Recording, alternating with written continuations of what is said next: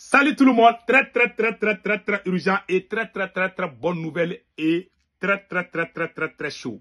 Depuis les États-Unis, le président français Emmanuel Macron est actuellement aux États-Unis pour supplier Donald Trump, le président américain, de ne pas mettre fin à la guerre en Ukraine. Macron est venu supplier le président américain pour que la guerre continue en Ukraine. Vous avez vu, je vais vous montrer ça tout de suite.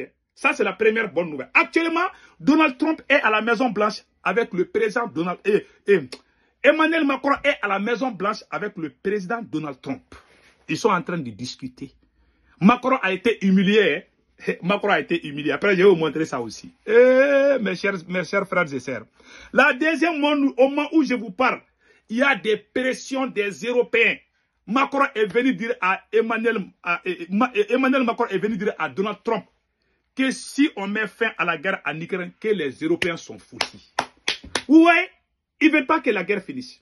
Donald Trump a dit à Macron que si on ne met pas fin à la guerre en Ukraine, ça va provoquer la 3e guerre mondiale. Trump a dit niet. Trump a été catégorique devant Emmanuel Macron. Il a été catégorique. La deuxième bonne nouvelle,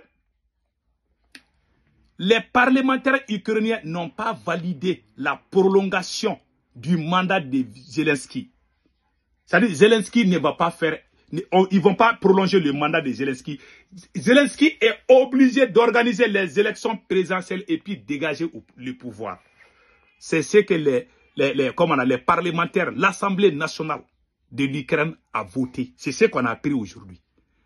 La 3e bonne nouvelle aujourd'hui, un projet anti-russe préparé par les Européens aux Nations Unies a été rejeté par l'AES. Je remercie les 3 présidents de l'AES. L'AES s'est opposé. Les États-Unis, voilà, le département américain demande d'abandonner les pourparlers sur le règlement de conflit ukrainien avec, voilà, je m'excuse, voilà, les États-Unis demandent le retrait du projet de résolution anti-russe rédigé par l'Union européenne et l'Ukraine sur lequel l'Assemblée générale des Nations unies votera le 24 février. C'est-à-dire qu'ils avaient préparé un projet anti-russe. Donald Trump a dit que Donald Trump a dit que Vladimir Poutine n'est pas, comme on appelle là, n'est pas un criminel. C'est ce qu'il a dit. Voilà. Il a dit ça devant, il n'est pas un dictateur comme le qualifie son homologue français Emmanuel Macron. Il a traité de toutes les sauces. Parce qu'ils sont obligés. Ah, Poutine est ça, Poutine est ça. Et au moment où je vous parle, l'Union européenne, ils sont en train de se regrouper en Europe. Il y a des pressions énormes sur le président américain. Mais Donald Trump est un homme. Il a résisté. Il a parlé devant Emmanuel Macron. Il dit que lui, il ne va pas reculer.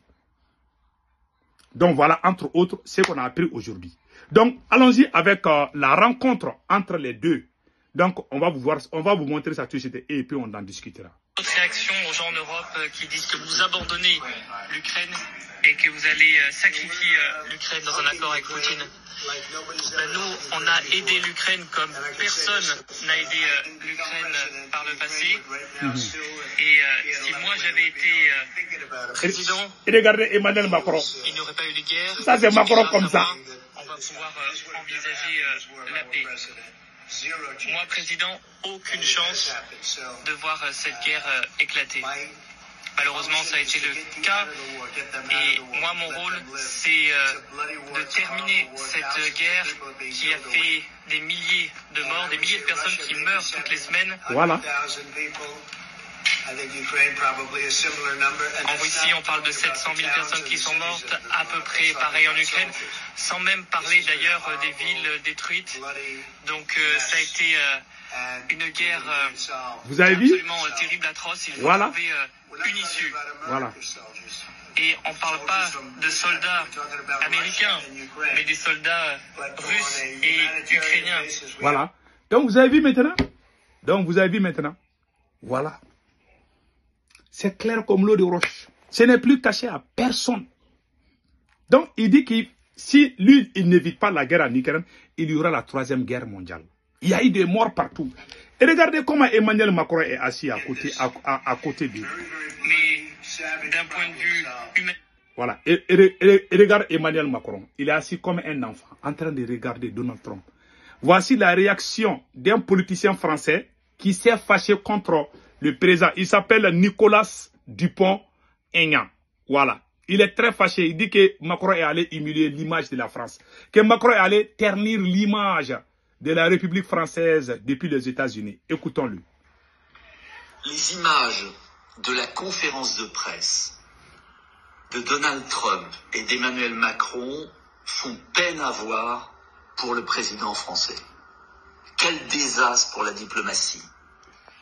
Emmanuel Macron est comme un petit garçon assis à côté de Donald Trump qui lui explique le processus de paix qui est en route.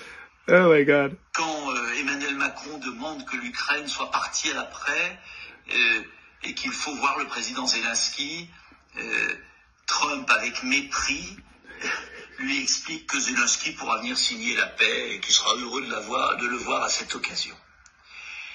C'est terrible et c'est tragique.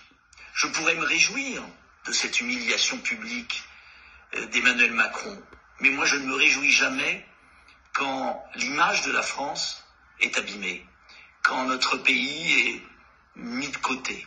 Voilà. C'est terrible de voir ça. Voilà. Et cela devrait nous inciter à réfléchir, car il faut changer ça. Voilà. Donc vous avez vu maintenant? Vous avez tous vu. Emmanuel Macron, l'objectif de ce voyage est très simple. Les Européens veulent que la guerre continue. Les Américains veulent mettre fin à la guerre en Ukraine. Voilà, c'est tout. Voilà, c'est tout. Ils veulent que Donald Trump commence à affronter la Russie. Trump dit que moi je ne suis pas dans cette aventure. On appelle ça la mésaventure. Parce qu'il n'y aura pas de suite dedans. Donc ils veulent pousser les Américains. Comme Donald Trump est là, Macron n'est pas du tout à l'aise. Depuis que Trump est devenu président des États-Unis, Macron n'est pas du tout à l'aise. Il est en train de perdre le contrôle. Il parle à gauche. Même en dormant, Macron se lève et dit Trump. Il a perdu le contrôle carrément. Voilà, maintenant, nous allons partir avec les détails. Donc, il n'y a pas de bonnes nouvelles pour les Européens parce qu'ils sont en train de se rencontrer. Voilà l'objectif secret. Le président français Emmanuel Macron et le premier ministre britannique Keir Starmer tenteront de persuader le président américain Donald Trump d'abandonner les pourparlers sur le règlement du conflit ukrainien avec la Russie. C'est-à-dire, Donald Trump va venir dire au président, et Emmanuel Macron va venir dire à Trump, venir convaincre à Trump de ne pas mettre fin à la guerre. Et ils veulent que la guerre continue. Voilà, ils veulent que la guerre continue. Hein. Donc, c'est ce qu'a écrit le Journal Time. Selon les dernières comment on appelle là, selon ces dernières, les deux dirigeants ont convenu de coordonner leur approche, d'essayer d'influencer sur le plan Trump pour mettre fin au conflit. Voilà. Ils ne veulent pas que ils veulent pas que la guerre finisse comme on appelle en Ukraine. Ils veulent que ça continue. Ils veulent convaincre Donald Trump. Voici l'objectif. Trump a dit niet. Trump a été catégorique. Et la deuxième humiliation pour les Européens. Les États-Unis ont demandé le retrait du projet de résolution anti-russe rédigé par l'Union européenne et l'Ukraine, sur lequel l'Assemblée générale des Nations unies votera le 24 février. C'est ce que rapporte le Financial Times. C'est référent à ces sources. Selon les responsables, cette confrontation pourrait atteindre le Conseil de sécurité de l'ONU, où les États-Unis pourraient se ranger du côté de la Russie et de la Chine, indique le journal. Selon le journal, Kiev et l'Union européenne ont préparé un projet de résolution condamnant les actions de la Russie en Ukraine. L'Assemblée générale des Nations unies devrait voter sur ce texte le 24 février. Les États-Unis ont demandé le retrait de la résolution et ont poussé leur propre texte. Celui-ci assimile les actions de l'Ukraine à celles de la Russie et déplore les pertes tragiques des vies humaines. Source FETAS. Tout le monde a vu ça. L'Europe a été humiliée durant toute la journée d'aujourd'hui. Tous ceux qui sont en train d'entreprendre là, ils ont échoué partout. Je ne sais pas comment le projet s'est passé, mais c'est ce que j'ai vu là. S'il y a une autre suite, je vais sortir vous dire. Je ne sais pas s'ils ont voté, mais je sais que les pays de l'AES se sont opposés à ces projets. Et j'ai vu aussi que les Américains ne sont pas d'accord avec ça.